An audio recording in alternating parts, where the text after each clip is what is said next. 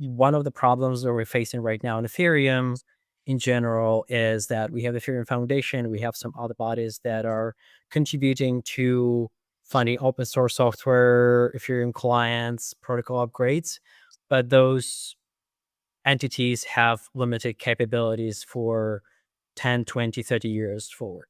So because we have the treasuries in our ecosystems and because we have a lot of money, we're trying to create a mechanism that not only will use new allocation mechanisms, but also will create this sustainable by sitting on the end use capital and plug it in as into DeFi mechanisms.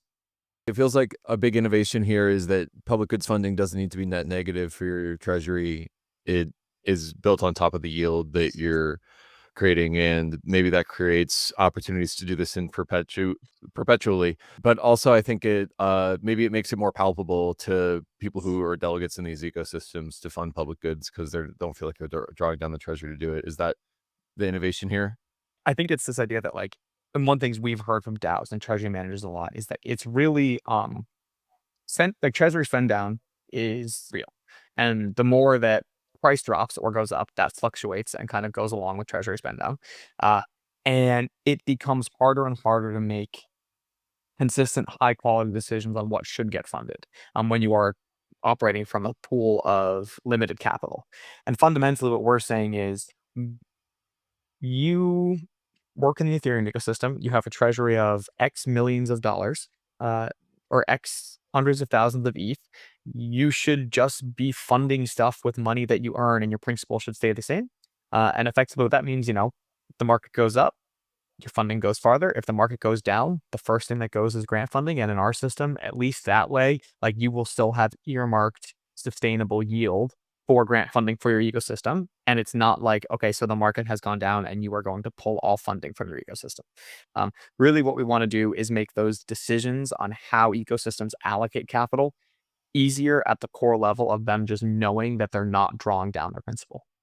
What we observed in the last years, well, in the cryptosphere and in general, what we observe in the public goods funding and impact funding is that donation-based funding is not sustainable long term, but the capital-based funding is sustainable long term. That's why there are like those endowment funds where people plug in the capital that generates yield sustainably, and then people draw from the yield and fund whatever the goal they have to fund.